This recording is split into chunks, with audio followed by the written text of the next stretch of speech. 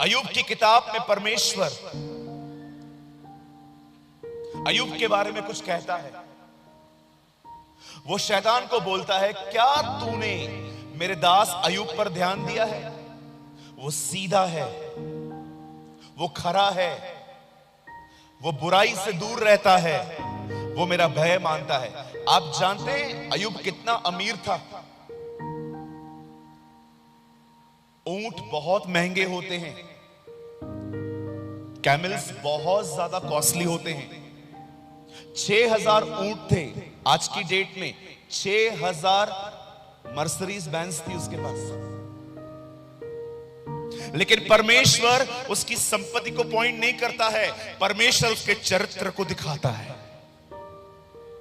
खुदा शैतान को यह नहीं कहता है कि देख उसके पास क्या क्या है, परमेश्वर कहता है वो सीधा है। इसका मतलब उसे तूने कई बार झुकाने की कोशिश की थी, लेकिन वो कभी नहीं झुका, वो सीधा है।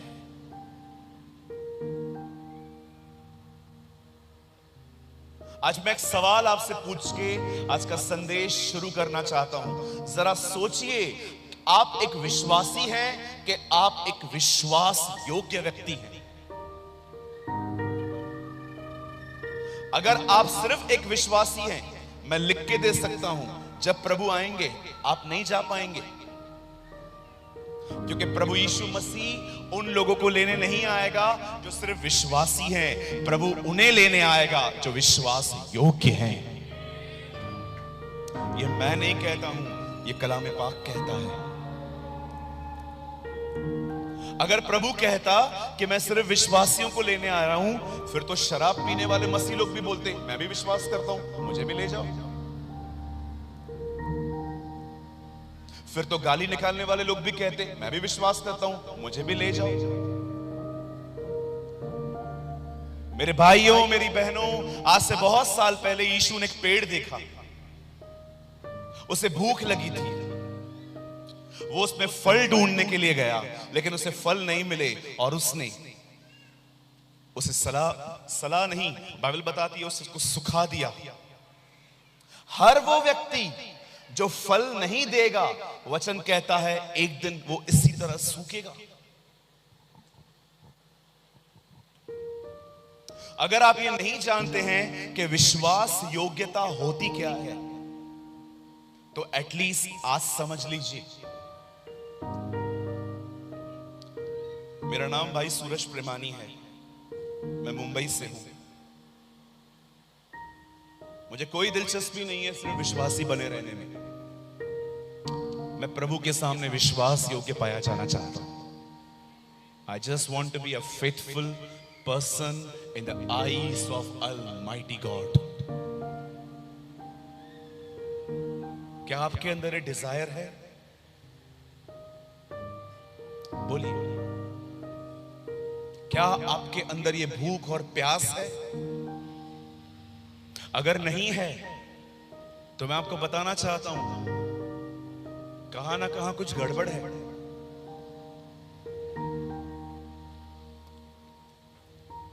मैं शुरू कर रहा हूं, आप सब तैयार हैं? वचन शुरू नहीं हुआ है अभी तक, मुझे अब शुरू करना है। बाइबल कहती है खुदा ने अब्राहम को चुना। अब्राहम से एक बेटा पैदा हुआ जिसका नाम उसने इसहाक रखा। इसहाक ने शादी की रिबेका से। वहां से 2 जुड़वा पैदा हुए जिसका नाम एसाव और याकूब रखा गया। याकूब के 12 बेटे थे, उसमें से एक लड़के का नाम था यूसुफ। 11 के 11 बुरे थे, पर यूसुफ परमेश्वर का भय मानता था। जब परमेश्वर ने देखा कि ये लड़का मेरे साथ चलता है, तब परमेश्वर ने दर्शनों के द्वारा उसे प्रतिज्ञा दी। प्रतिज्ञा का मतलब होता है वादा, प्रॉमिस। खुदा ने उसे ड्रीम्स के थ्रू प्रॉमिस किया कि एक दिन यूसुफ एक अच्छी पोजीशन पे पहुंचेगा। और बाइबल कहती है यूसुफ ने यह बात अपने भाइयों को बताई, अपने मां बाप को बता दी। आप जानते हो यूसुफ के भाई उससे नफरत करते थे, लेकिन जब यूसुफ ने अपना दर्शन बताया उनकी नफरत ज्यादा हो गई।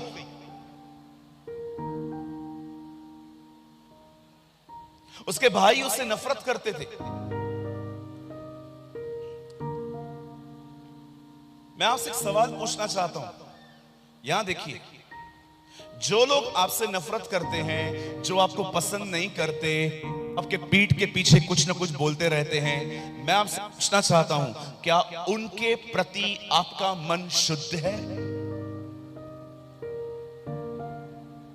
जो लोग आपसे अच्छा चलते हैं उनसे अच्छा चलना कोई बड़ी बात नहीं है, इट्स अ ह्यूमन टेंडेंसी। लेकिन मैं आपसे पूछना चाहता हूं, जिनके बारे में आपको पता है कि ये मेरे बारे में कुछ ना कुछ बोलता रहता है, और जब उसकी बात निकलती है तो क्या उस समय आप अपने मुंह को शांत रखते हैं?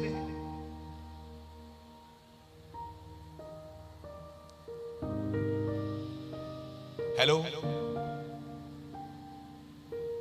ऐसे संदेश सुनना पसंद नहीं है ना? आजकल संदेश चाहिए, बताइए हमको जो चाहिए कैसे मिलेगा, है ना? शुगर कोटेड मैसेजेस, हमको बताओ वीजा कैसे मिलेगा, हमको बताओ हम कनाडा कैसे जाएंगे। कनाडा बोलना भी नहीं आ रहा है, कनाडा जाना है।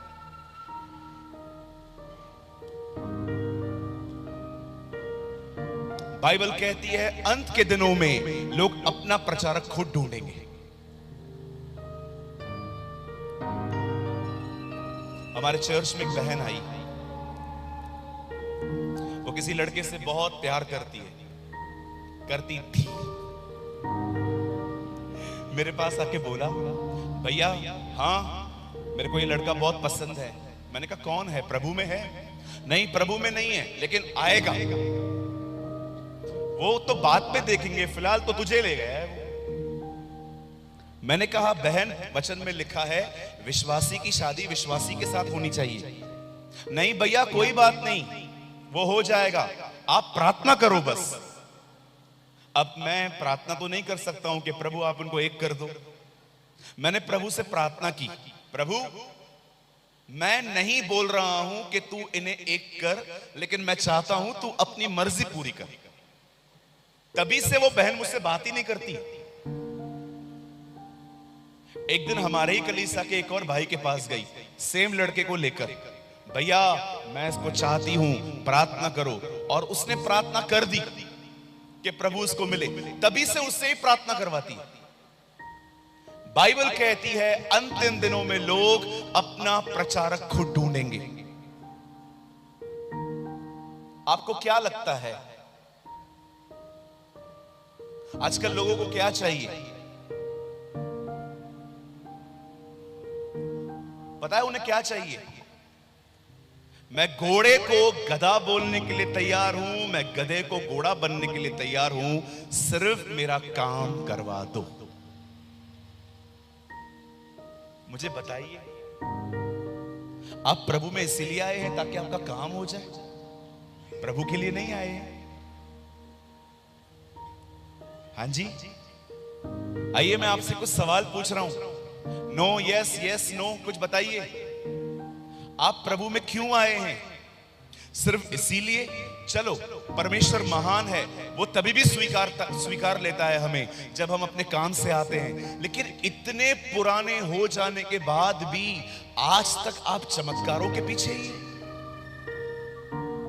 आप कब परमेश्वर को ढूंढेंगे? हालेलुया। अगर आप और मैं 2023 साल पहले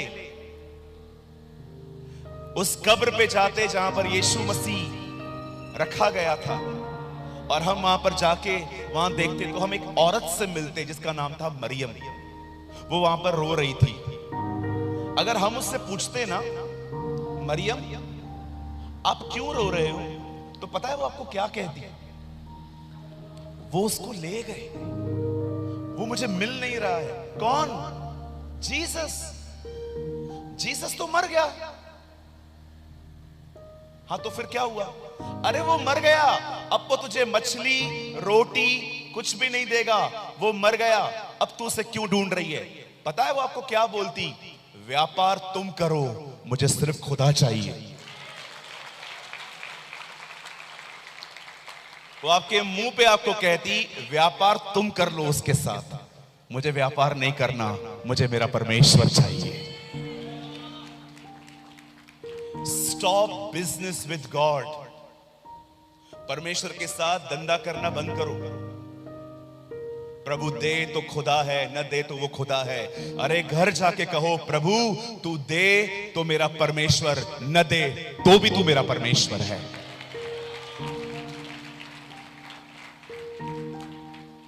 डोंट डील विद गॉड।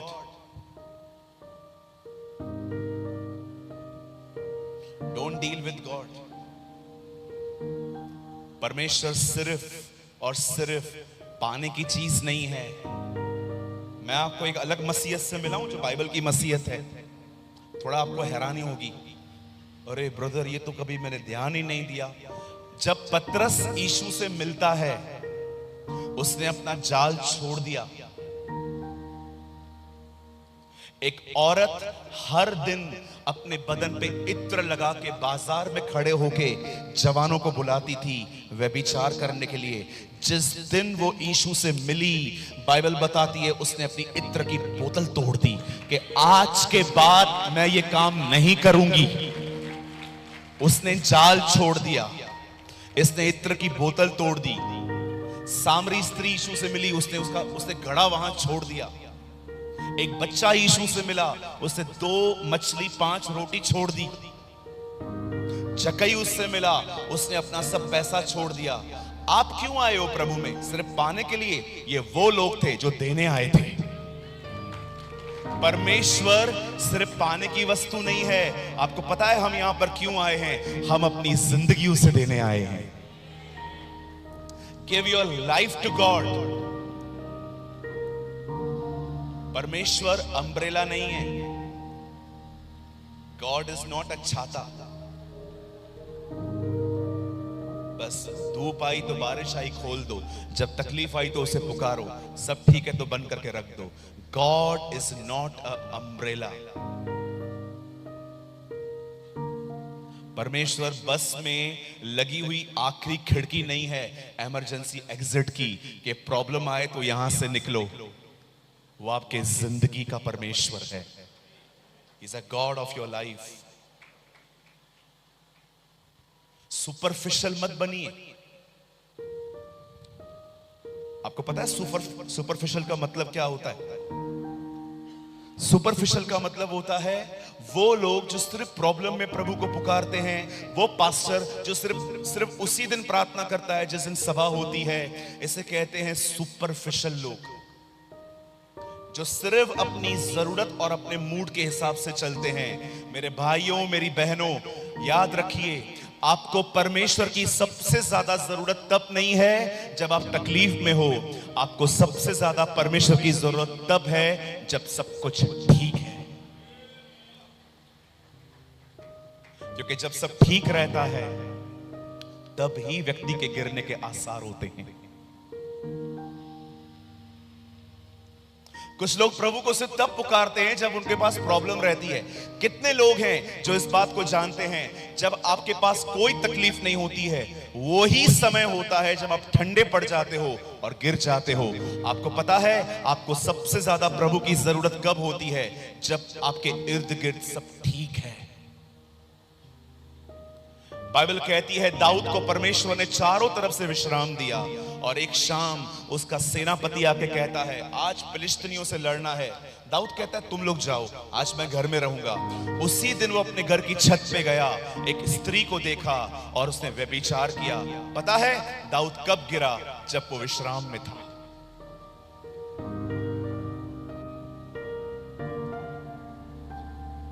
कृपया सीधे बैठिए, टांगे नीचे करिए, आप कलीसिया में हैं।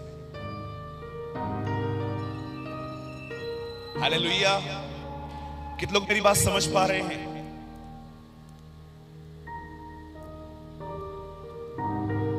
बाइबल कहती है, खुदा का पाक कलाम कहता है, उसके भाई उससे जलते थे। एक दिन दूर से देखा उसके भाइयों ने और आपस में कहने लग गए, हे सी जोसेफ इज कमिंग, यूसुफ आ रहा है, आज चलो इसको ठिकाने लगाएंगे। जैसे यूसुफ अपने भाइयों से आगे मिलने के लिए गया, वचन कहता है उन्होंने उसको मारा, पीटा, लहू लहान कर दिया। नया अंगरखा पहन के आया था वो पिताजी का, उसको इतना मारा, इतना पीटा और पकड़ के उसको एक पिट में डाल दिया, एक खड्डे में डाल दिया। पर बाइबल कहती है यूसुफ ने उस खड्डे में कोई पाप नहीं किया, उसने अंदर से गालियां नहीं दी।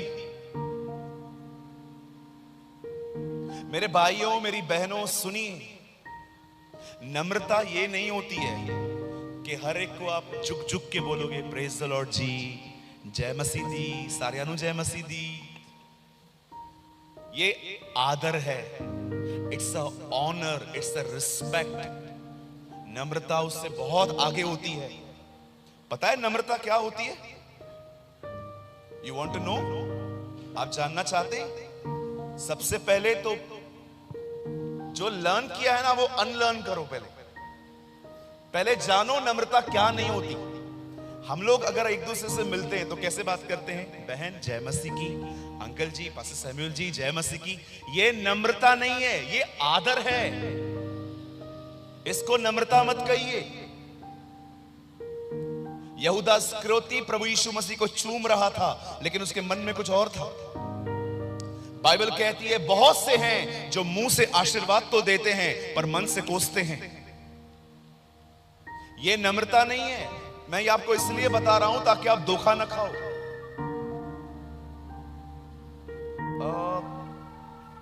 ब्रदर आप एक ये चेयर दे सकते हैं मेरे को 1 मिनट के लिए? मैं वापस कर दूंगा आपको। हाँ, मैं रविवार चर्च जाता था ना, मतलब जब जाता हूं तो मैं एक बंदे को देखता था चर्च के अंदर। मैं जैसे जाता था ना वो ये करता था।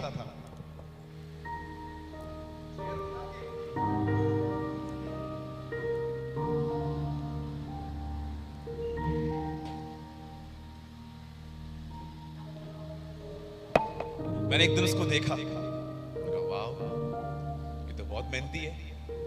लेकिन मेरा दिमाग तब खराब हुआ जब 2 हफ्ते के बाद वापस मैं रविवार को आया और पता है मैंने उसको क्या करते हुए देखा?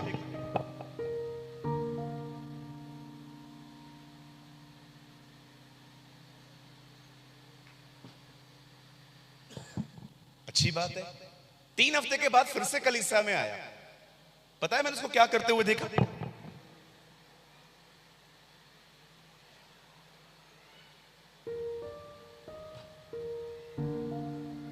एक भाई ने मुझे आके कहा, ब्रदर ये कितना मेहनती है। मैंने कहा मेहनती नहीं है, पाखंडी है। मेरे को देख के काम करता है। चलो बोलो अपने बाजू वाले को, रविवार पास्टरों को इंप्रेस करना बंद करो। पास्टर तुमको सेवा नहीं देंगे, सेवकाई परमेश्वर देता है, खुदा सेवा देता है। आजकल सब लोग अपने अगुवे की नजर में हीरो बनने की कोशिश कर रहे हैं। Stop impressing people. आप लोगों को क्यों खुश कर रहे हो? हमें अपने पास्टर का आदर करना है, पर बाइबल नहीं कहती उसको इंप्रेस करो।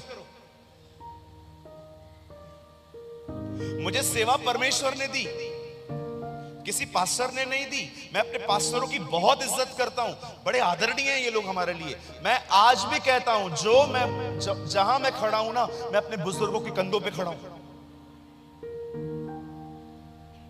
ये नम्रता नहीं है, झुक झुक के चलना।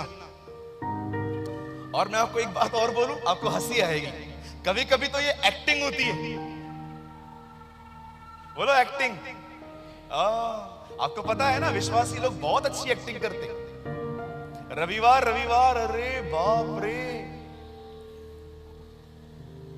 कुछ लोग रविवार को गीत गाते हैं, मेरी जिंदगी का मकसद यीशु है, सोमवार को गदर देखते।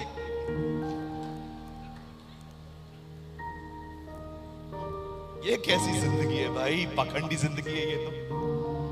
आप रविवार को गीत गा रहे हो, प्रभु तू मेरे जिंदगी का मकसद है, मेरा सब कुछ तेरा है। मंगलवार को लड़की के साथ मॉल में घूम रहा था। ये पाखंड है, इट्स अ हिपोक्रेसी।